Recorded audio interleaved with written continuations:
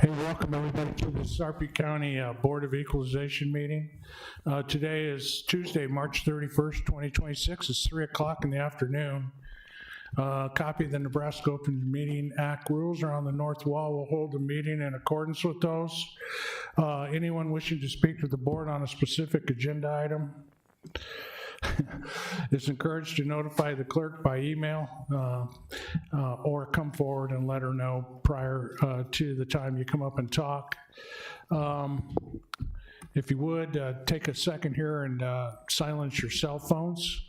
In attendance today, we got all 5 commissioners, our county administrator, our county clerks represented by Tabby Belushi, and we got it looks like our county assessor and treasurer are both here as well. Please stand for the Pledge of Allegiance. I pledge allegiance to the flag of the United States of America and to the republic for which it stands, one nation, under God, indivisible, with liberty and justice for all.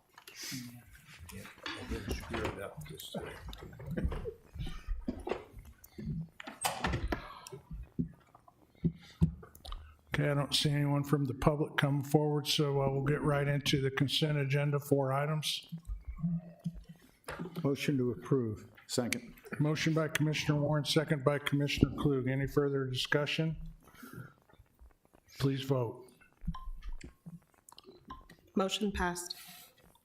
Okay, on the regular agenda, the first item is 6.1. It's a public hearing and action recommendation of approval of 27 tax exemptions, Form 451, and tax exemptions on real and personal property by qualifying organizations. Dan Pittman, County Assessor. Good afternoon. 6.1, 6.2, 3, and 4 are recommendations of approval of a portion, or denial.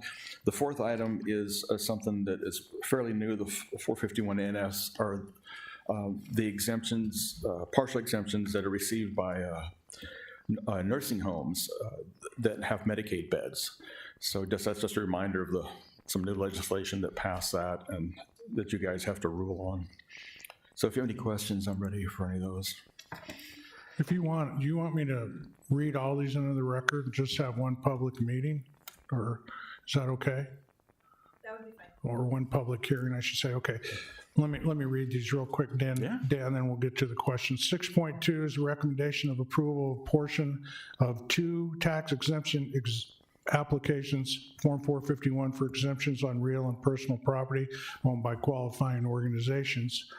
6.3 is a public hearing and action on recommendation of denial of 6 tax exemption applications for tax exemption on real and personal property by qualifying organizations. And 6.4 is a public hearing and action recommendation of approval of a portion of 10 tax exemptions for tax exemptions on real and personal property by qualifying organizations. We'll have one public hearing on all 4 actions and vote on them separately. Okay, any questions? Did you want to go into the other ones real quick, or did you cover it in sufficient detail? Unless you have specific questions, that covers it. Okay, any questions or comments for Dan? Okay, this is a public hearing. Does anybody want to come forward and address the Board of Equalization on these 4 action items? Okay, I don't see anyone coming forward, so we'll close the public hearing. I'll take a motion on agenda item 6.1. Motion to accept the assessor's recommendation of approval of 27 tax exemption applications, Form 451 as submitted. Second. Okay, a motion by Commissioner Burmeister and a second by Commissioner Klug. Any further comments or discussion? Please vote. Motion passed. Okay, item 6.2. Motion to approve item 26-117. Second. Okay, motion by Commissioner Warren and a second by Commissioner Klug to approve the recommendation of approval of a portion of 2 tax exemptions. Any further comments? Please vote. Motion passed. Agenda item 6.3. Motion to approve 26-113. Okay. Second. Motion by Commissioner Warren, a second by Commissioner Burmeister. Any further discussion? And for the record, this is for the denial of 6 tax exemptions. Please vote. Motion passed. 6.4. Motion to approve 26-114. Second.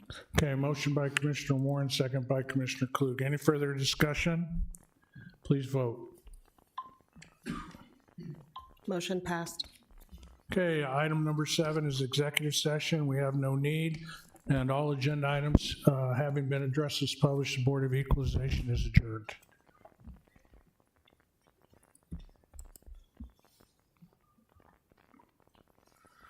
Ready, Tabby? Yes, I am. Okay, welcome to the Board of Commissioners meeting. We have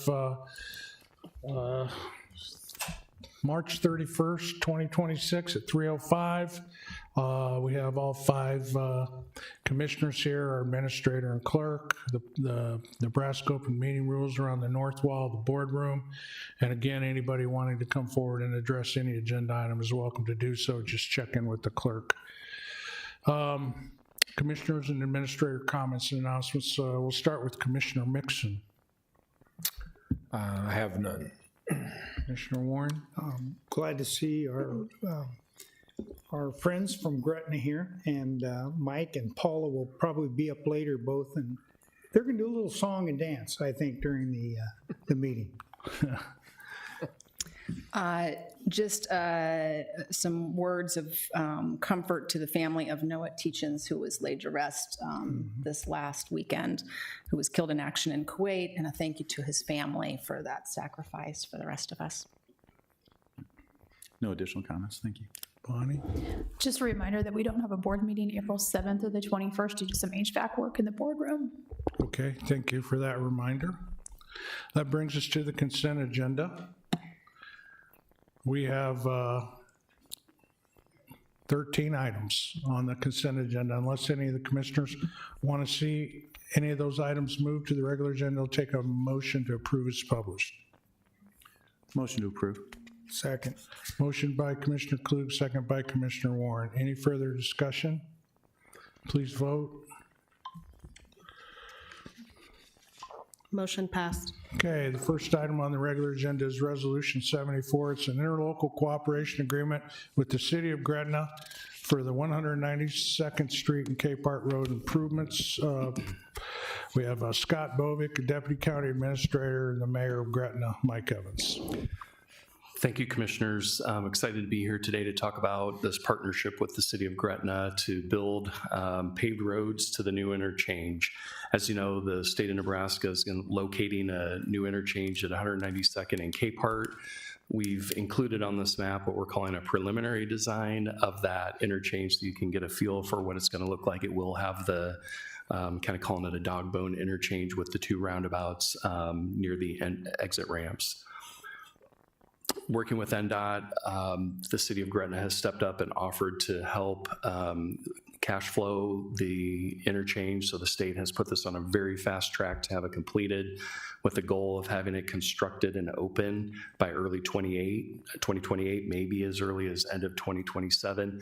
That meant that the county and the City of Gretna really needed to work together to expedite roads so that we have pavement to this interchange, and that's the proposal you see here today. There's essentially 3 segments of road: Capehart Road from 204th Street to 192nd Street on the south, and then a portion of 192nd Street from Capehart to Schramm, which is actually in the City of Gretna city limits, and then 192nd Street from Schramm to 370. Stretch of Capehart will be 3 lanes, which will match what we did in front of the Gretna Crossing Park. So if you're out there, you can see the cross section there. Because we know there's so much growth potential and so much traffic, we've decided to pursue a 4-lane road from Capehart to 370 on 192nd, try to build that ultimate road now, knowing that traffic will be there.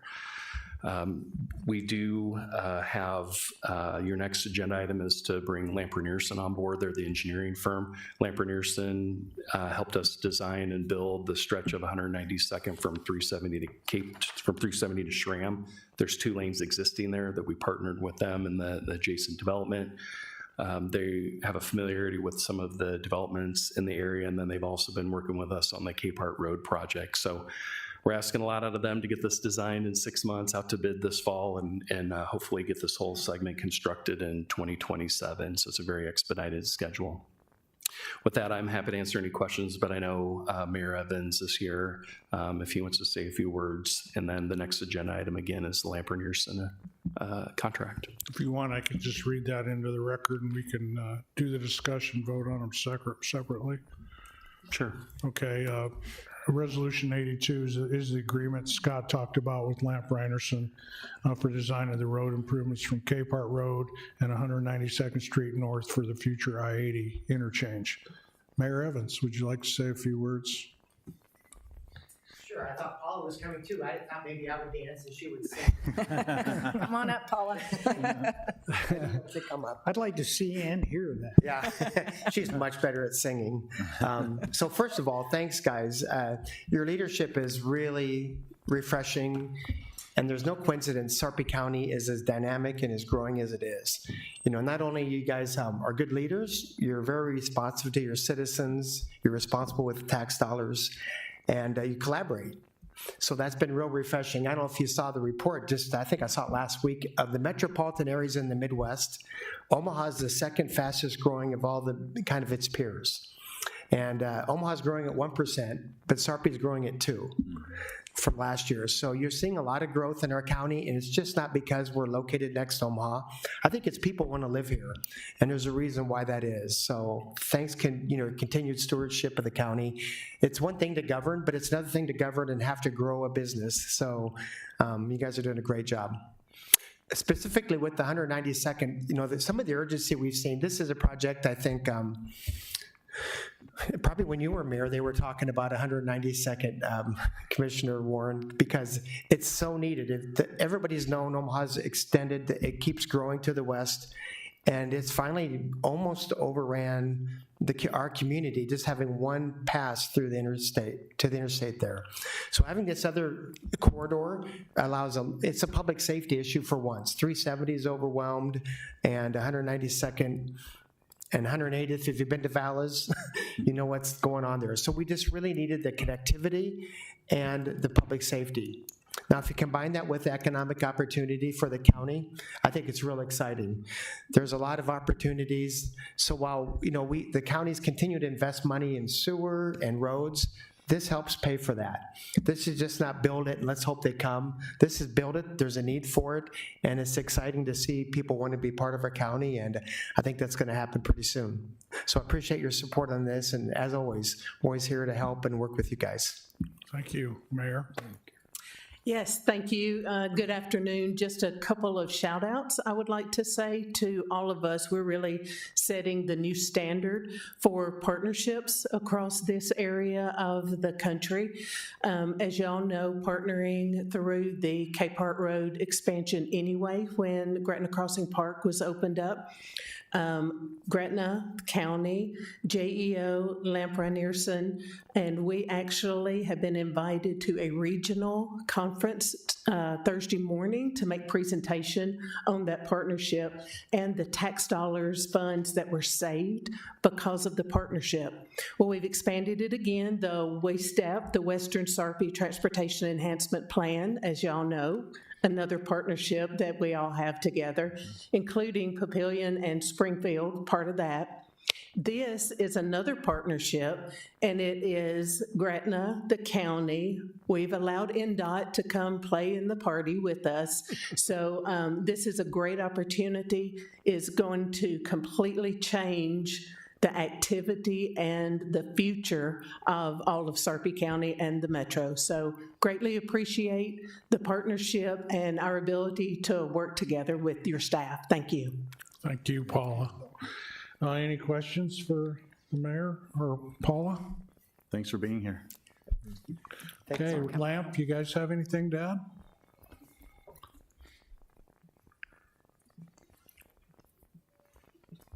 Aye. Hi, Terry Atkins on behalf of Lamprey Nearson, 14710 West Dodge Road. I'm just here to answer any questions.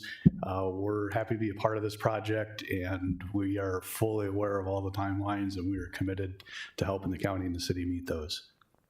Any questions? Do you see any potential hangups? No, we internally, we have set a very aggressive schedule, and we've been talking to the city and county about how we can meet regularly to keep this moving and keep on track, and we've also been in contact with NDOT. So I think as long as we all keep pulling in the same direction, I do not see any. All right. Great, thank you. Thank you for coming, too. All right, unless anybody else has any comments or questions, I'll take a motion on Resolution 74. Motion to approve 2026-74. Second. Okay, motion by Commissioner Warren, second by Commissioner Mixon to approve the interlocal agreement. Any further discussion? Please vote. Motion passed. Resolution 82. Same motion to approve 2026-82. Same second. Okay, motion by Commissioner Warren, second by Commissioner Mixon to approve the agreement with Lamprey Anderson. Any further discussion? Please vote. Motion passed. Great. 6.3 is Resolution 73. It's a professional service agreement with HGM Associates, Inc. for the design of the Flute Road improvements and bridge replacement, Project C772612 in the amount of $542,475. Scott Bovick, Deputy County Administrator. Thank you, Commissioners. Another partnership here. This one's with the City of Springfield. You'll remember that the county applied for and received County Bridge Match Program funds for the Flute Road Bridge, which is here on the west side of the property. We do our biannual bridge ranking. That's the #1 bridge that needed attention. County Engineer's Office, with the assistance of HGM, applied to NDOT. We got the funding, $500,000, and we're also looking at improving the rest of Fluke Road. The blue shows a 2-lane east-west road from Highway 50 to 132nd Street. There's a gap of unpaved road on 6th Street that goes to the north that you can see there. And then as part of this, we'll also be working to put an asphalt stabilization treatment on 138th Street, which is the road south to the winery, to help that facility. There's several developments in this area that will reimburse the county for the expense, and then there's a portion that's in Springfield city limits that they would be responsible for. HGM has been great to work with. Again, they wrote the grant application to get us the money. They've had good experience with the city of Springfield and Sarpy County, so we recommend approval of this agreement. Questions for Scott? Motion to approve 2026-73. Second. Okay, motion by Commissioner Mixon, second by motion by Commissioner Warren, second by Commissioner Mixon. Any further comments or questions? Please vote. Motion passed. Okay, the next three items are all interlocal cooperation agreements. The first one is Resolution 84 with the City of Gretna and the Sanitary and Improvement Districts 192, Galena, 240, Pebblebrook, 278, Tiburon Ridge, and 308, Pebblebrook 2 for a traffic signal construction at 174th Street and Highway 370. Scott. Yep, thanks, Commissioner. So part of the way we fund roads, right, is we work with developments that reimburse us once the project's completed. For the 174th Street traffic signal, which is under construction to date and should be done end of summer, late summer, we did work with these surrounding developments for them to all contribute towards the cost of this signal. Once they all contribute, then the county's cost would be essentially a net zero. So this is just that interlocal to get all of their approvals in place. Questions for Scott? Motion to approve. I am sorry, but I need to abstain from this. I need to abstain and not participate due to a conflict of interest with this item. Second. Okay, I have a motion by Commissioner Klug and a second by Commissioner Mixon. Is there any further comments or Oh, I did have one question. So what's the county share? Just the upfront cost for the future development? Yeah, we're carrying the cost of future developments. We also, are taking the lead on this, so a lot of it's our staff time to put it together. But I think working with these different developments and SIDs and SID attorneys who we have good partnerships with, said, hey, we really need you guys to be a partner here. And so they were able to step up and make that contribution. And what about the state? The state's contribution is zero, and the state believes that, if a signal is required on 370 because of future development feeding into it, they put that responsibility on the developments, and if the developments can't pay, then those developments come to the county for support. Has that been the case on every signal installed on Highway 370? Yeah, for the most part, yep. So who paid for the signals at 120th and 126th when there was no development? Who paid for that? County paid for that with in 100%? partnership with the SID 290. An exception might be Highway 50 and Platteview Road on Highway 50. That was starting to get so much traffic that the state did cover some cost of that signalization. And I assume they covered the cost of the interchange out there by the interstate, all those signals? Some of those? There's like 4 of them in like 100 yards? Yeah, on the 370 interchange, yeah. Okay. Yeah, so. All right, Yep. Thank you, Scott. Yeah. Any further comments or questions? The second was by Warren. You second? No, Warren was Okay. the second. Commissioner Klug motioned and Commissioner Warren seconded it. Please vote. Motion passed. Okay, resolution 95, interlocal agreement with Sanitary Improvement District 381, which was Aspen Creek West for 192nd Street and Cornhusker Road improvements. The map that you see here shows the entire Connect-Sarpy West Giles Road network that we constructed a few years ago. The aerial map is also from that time, so you can see lots of vacant property. Most of it's filled in by this point, but this Aspen Creek West development down on the southwest corner is being platted. Jerry Torzon's developing that. He did the developments to the east as well, and so this is their contribution towards 192nd Street. As a note, the county's not contributing to the improvements on Cornhusker. That will be between this SID and then another proposed development that's happening to the north of Cornhusker. So is that going to be like a cul-de-sac or something? It'll be a cul-de-sac, yep. Okay. Motion to approve 95. Second. Motion by Commissioner Warren, second by Commissioner Klug to approve Resolution 95. Any further discussion? Please vote. Motion passed. Okay, the last interlocal cooperation agreement is with Sanitary Improvement District 322, Steel Ridge South, for Schramm Road improvements from 156th Street to 168th Street Bridge. Scott Bobick. The Steel Ridge South development is the development furthest north on this map. It's where the Rotellas, the new Rotellas facility has been constructed. The blue area is the 168th and 156th and Schramm. We're actually going to be opening bids on that in a couple weeks.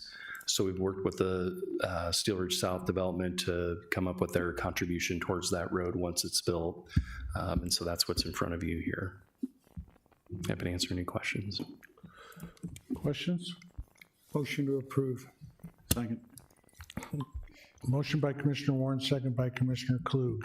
Any further discussion? Please vote. Motion passed. Okay, our last regular agenda item is Resolution 79. It's a purchase agreement for dispatcher consoles from Evans Consoles Incorporated for the new E911 Communication Center in the amount of $482,209.37. Bill Muldoon, Emergency Communications Director. Good afternoon, Commissioners. Emergency Communications Department proposes to purchase 12 new dispatcher consoles from Evans Consoles for our new 911 center for $482,209.37. They're being purchased using the HGAC contract cooperative pricing following a review of the top 3 reputable council manufacturers and concluding that Evans would offer the best value, the best customer service, and the best plan for ensuring that we could procure additional matching consoles 5 to 10 years in the future as needed using the existing floor space without modifications. We inspected the Evans consoles that are recently installed at Lincoln Lancaster 911 Center. We looked at the features, received recommendations from Lincoln that the quality, installation, and service matched their very high expectations, and they highly recommended them. Once installed, they will contain all the tools a modern telecommunicator would need to take command of emergency situations: 911 phone, mapping, fire and law radio dispatching, computers, 8 screens, and are expected to last a decade or more, being used 24/7, 365, providing for a state-of-the-art experience for our dispatchers. Staff would recommend approval. Kimberly's here. She was very instrumental in providing expert research and insight into the technology requirements and comparing the 3 major manufacturers that make this type of specialized equipment. Questions for Bill? How's the project going, Bill? It's going great. It's really going good. It's eye-opening now that they've cleared out a lot of the interior walls of the top floor, and you go in, you see what a solid structure it is, cement all the way up, including the roof, and just how those windows really open up that entire space now that all that internal offices are removed. So it's even more exciting than it was before. Looks So good. what was the completion date again? Can you remind us? We were still open for February next year. So maybe in the fall, when things are a little bit more developed, it'd be good if we could, put a hard hat on and go look at the site. Absolutely. Thank you. Thank you. Hey, Bill, is there any maintenance on, you said the consoles would last, what, 10 to 12 years roughly? There's a separate contract where they come in and we will budget for and pay for that annually, where they'll actually take it apart and clean it. And there's a lot of complicated cable trays when these units rise up and rise down every day, maybe multiple times a shift. There's cabling that goes to everything. So to make sure that's kept in pristine condition and works, I looked at the Lincoln units, the back panels came off very easily. You could see just how well organized, and we will want to keep that well maintained, well oiled, so that those do last us. And by 10 years, I'm being conservative. That would be what you would expect, but the reality is that, they'll last until we do something drastic again, maybe 10, 20, 30 years from now, but that's why you're making the investment now, so that'll hold up over the long haul. So the maintenance is going to be separate. It's not built into this price. No, but they do provide for it and guarantee it. Okay. Yeah. And then what's the warranty on the consoles? Is it 10 years? Kimberly, yes, okay. So the initial warranty is 1 to 5 years, as long as we continue the maintenance contract to make sure that if we fix everything as it happens. So we're not waiting for 5 years and something breaks and say, oh, that way they just check it at a year basis, and they'll rewire everything at that year basis. They'll bring it, and we'll just go down to the backup center when that happens. So what does 1 to 5 years mean? Is if we have the maintenance, okay, if we accept and contract with them for maintenance, is there 5 years then? Or So is we it, won't have to pay for anything up to 5 years. After 5 years, we'll have to pay for the parts to fix anything that has broken. okay, so it's a full replacement guarantee as long as we have the maintenance for Yes. 5 years? Yes. Okay, thank you. Okay, any further questions or comments? Motion, please. Motion to approve. Second. Motion by Commissioner Klug, second by Commissioner Burmeister. Please vote. Motion passed. Okay, item number 7 is executive session. Do we have the flexibility to do 7.3 first, or? We have other parties lined up for 7.1 and 7.2. Okay, all right, then we'll stick with the schedule. For the protection of the public interest, I move we go into executive session where our discussion will be restricted to litigation and real estate. Second. Okay, motion by Kelly, second by Mixon to go in executive session. Please vote. Motion passed. Okay, it is now 3:29. We're going to go into executive session where our discussion will be restricted to litigation and real estate.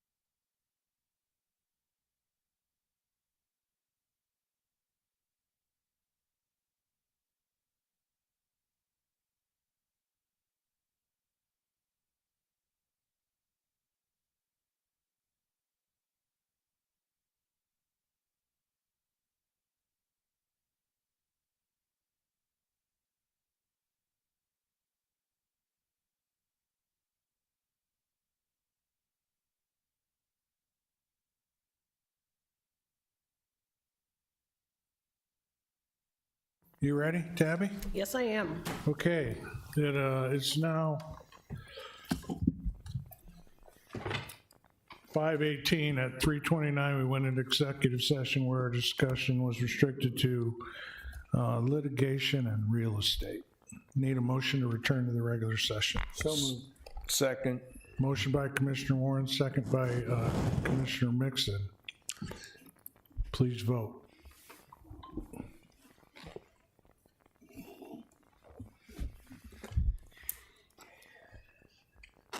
Motion passed.